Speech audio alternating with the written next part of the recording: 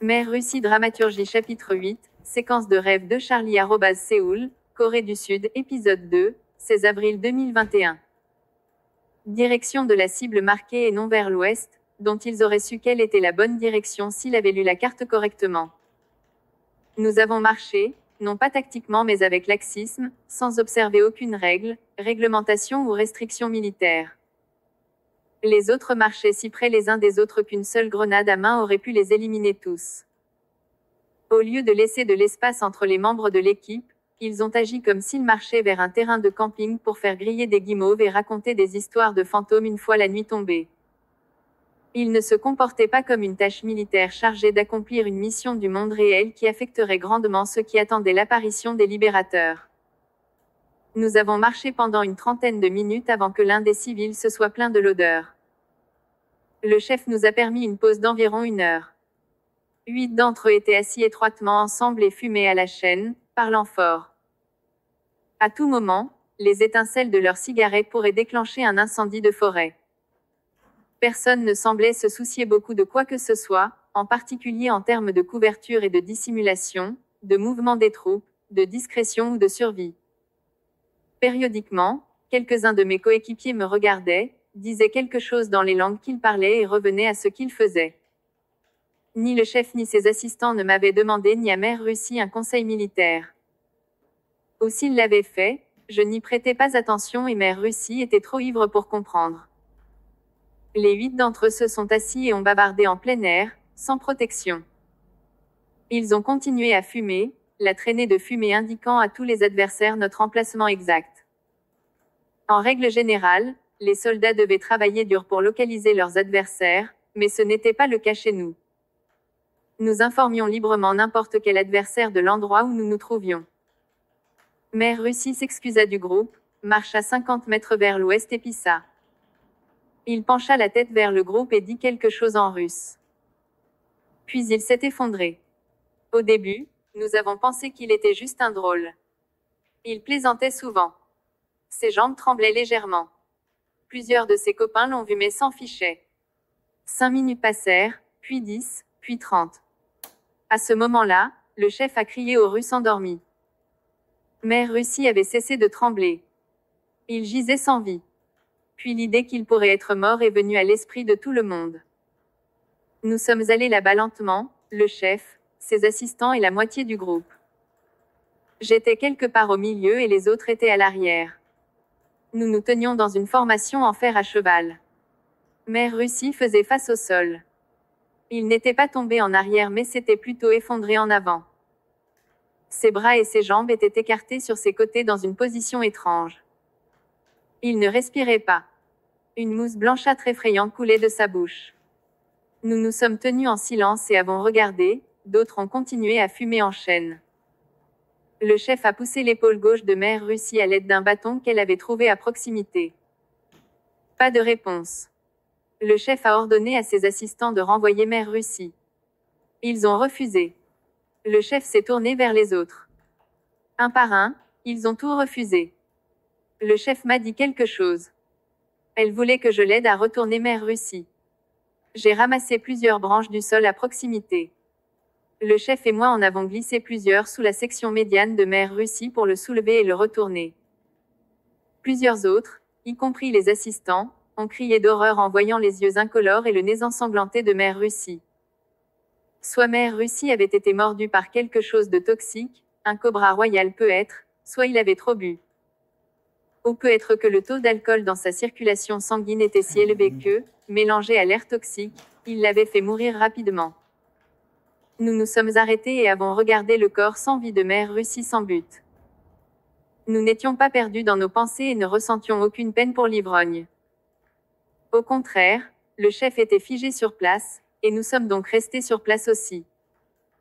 Plusieurs heures se sont écoulées. Nous sommes restés dans la formation en fer à cheval, regardant le Russe décédé. Plusieurs heures se sont écoulées. Le soir est arrivé.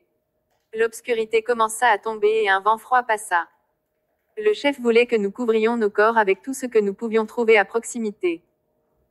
Tous les 8, nous nous sommes dispersés pendant que nous allions chercher, revenant bientôt avec des brindilles, des branches, des feuilles et tout ce qui pouvait être transporté ou transporté.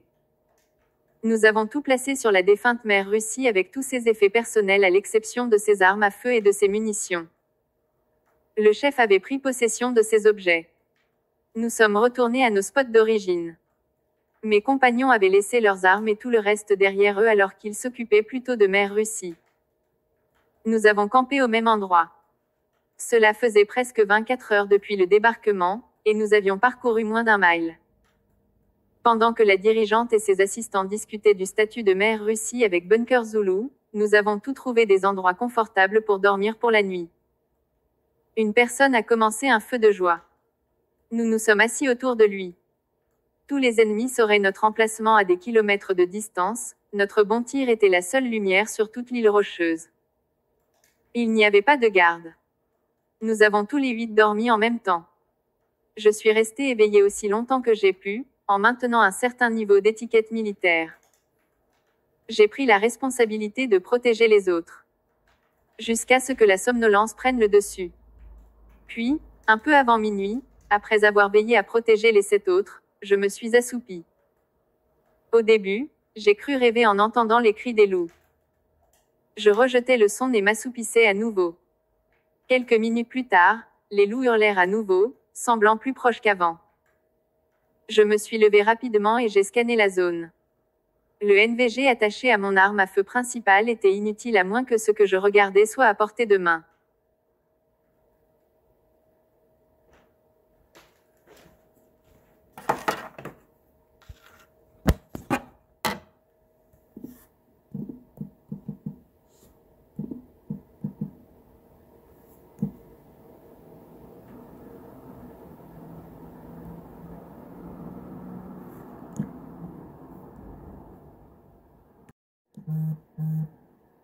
Mère Russie Dramaturgie Chapitre 8, Séquence de rêve de Charlie @Séoul, Corée du Sud, épisode 2, 16 avril 2021. Direction de la cible marquée et non vers l'ouest, dont ils auraient su quelle était la bonne direction s'ils avaient lu la carte correctement. Nous avons marché, non pas tactiquement mais avec laxisme, sans observer aucune règle, réglementation ou restriction militaire. Les autres marchaient si près les uns des autres qu'une seule grenade à main aurait pu les éliminer tous.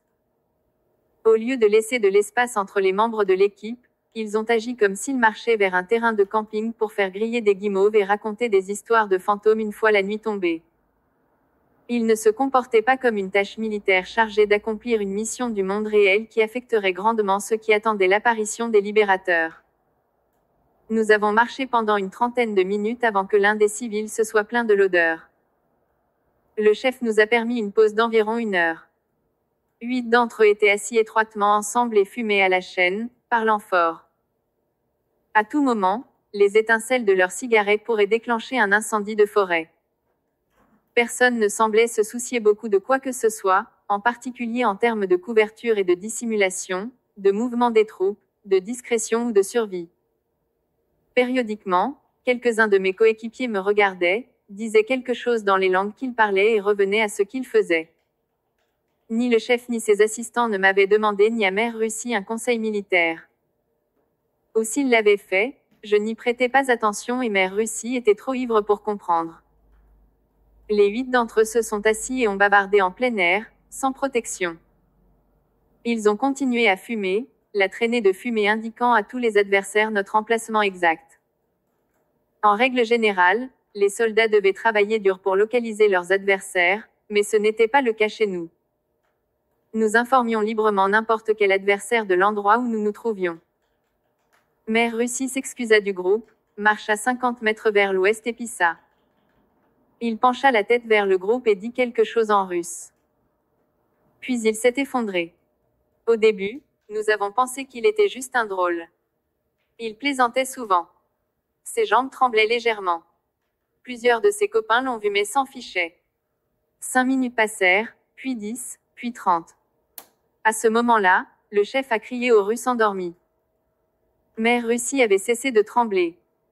Il gisait sans vie. Puis l'idée qu'il pourrait être mort est venue à l'esprit de tout le monde. Nous sommes allés là-bas lentement, le chef,